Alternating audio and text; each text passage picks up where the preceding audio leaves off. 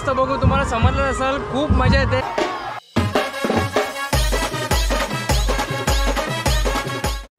तर कसं काय मित्रांनो, आयोग तुम्ही सगळे मजेत असलंच पाहिजे, कारण की तुम्ही आपला व्लॉग बघता ज्याचं नाव आहे नित्यरंग। तर मित्रांनो आपण परत एकदा आलेलो आहोत केलंबाईला, म्हणजे आपण आलेलो खरोशीला। तर मित्रांनो जसं तुम्ही मागच्या व्हिडिओला खूप तुम्ही सपोर्ट आणि खूप प्रेम दिला, तर त्या गोष्टीसाठी मी तुम्हाला धन्यवाद बोलतो। तर आपण आता आलेलो आहोत खरोशीमध्ये। आज आहे आपल्याला आईची पालखी बघायला भेटणार आहे, खूप मजा खूप धमाल येणार आहे। तर या व्हिडिओला पण तसा सपोर्ट करा, चॅनलवर नवीन असेल तर लाईक करा आणि सबस्क्राईब पण करून ठेवा। तर बोला अंबे माते की जय, केलंबाईचा उदो उदो।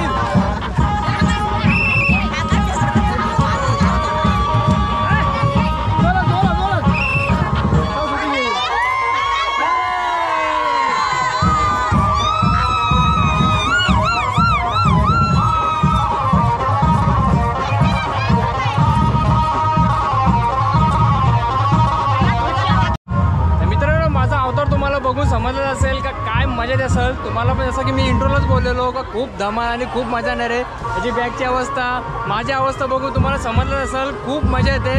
आतापर्यंत लाईक नसेल केलं तर लाईक करून ठेवा आणि सबस्क्राईब पण करून ठेवा. तर ब्लॉगला कंटिन्यू करा, अजिबात ब्लॉगला सोडू नका. मस्तपैकी तुम्हाला अजून चांगला शॉट दाखवतो, तर मस्तपैकी बघत राहा.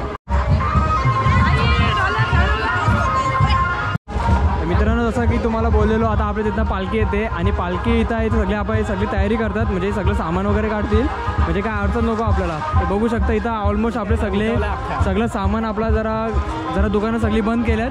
सगळं रोड रिकामा होणार आहे आणि याच रोडवरनं आता आपल्याला पालखी जाताना बघणार आहे. तर दादा आपला जो हा उत्सव आहे केलंबाईचा, तर आज पालखी सोहळा आहे, तर पालखी सोहळ्याचं जरा मला थोडीशी माहिती सांगा जरा. आमच्या केळंबा देवीचं 9 दिवस तिथं 9 रात्र 9 दिवस तिथं माऊलीच्या मंदिरामध्ये तिथं जागर असतो. डीजेच्या तालावर नाच गाणं होतं, टाळ मृदुंगाच्या आवाजात तिथं भजन कीर्तन होतं. 9 दिवस तिथं होतं. 9व्या दिवशी मग माऊलीची पालखी मंदिरातून निघते. टाळ मृदुंगाच्या आवाजात, डीजेच्या तालावर स्त्री पुरुष सगळे भाविक भक्त नाचत वाजत गाजत माऊलीची पालखी मंदिरातून काढतात. ग्रामप्रदक्षिणा झाली की माऊलीची पालखी गावच्या माहेर घरात येते. तिथे माऊलीच्या पालखीचं प्रस्थान होतं आणि त्याच्यानंतर मग भजन महाप्रसाद केला जातो. ज्यांचा उपवास असतो 9 दिवसाचा त्यांचा उपवास सोडला जातो. महाप्रसाद असतो इथे बाजूच्या प्रांगणामध्ये शालेच्या माऊलीचा महाप्रसाद केला जातो आणि महाप्रसाद झालं की मग गावामधले जेवढे मंडळ आहेत भजन मंडळ, त्यांचा भजन मंडळाचा कार्यक्रम होतो. प्रत्येक भजन मंडळाला 1-1 तास 2-2 तास दिले जातात.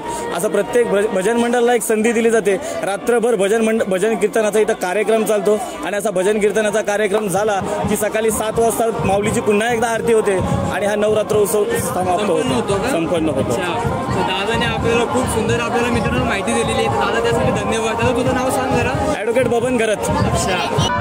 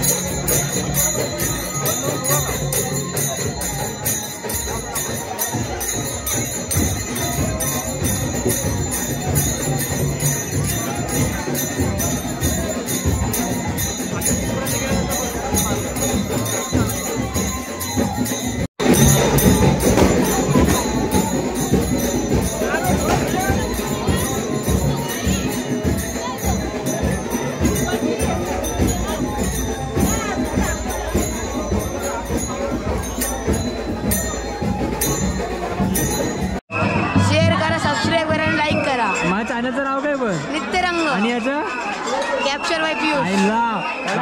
भावाला जरा मध्य. मित्रांनो हीच होती आपली व्हिडिओ. तुम्हाला जसं की बोललेलो खूप मजा येणार आहे, खूप धमाल होणार आहे ब्लॉगमध्ये. तर या गोष्टीसाठी लाईक करा आणि सबस्क्राईब पण करायला विसरू नका. तर अशा कंटेंट आपल्याला या चॅनलवर बघायला भेटणार आहे. तर रोज बघा. Stay tune. Bye bye.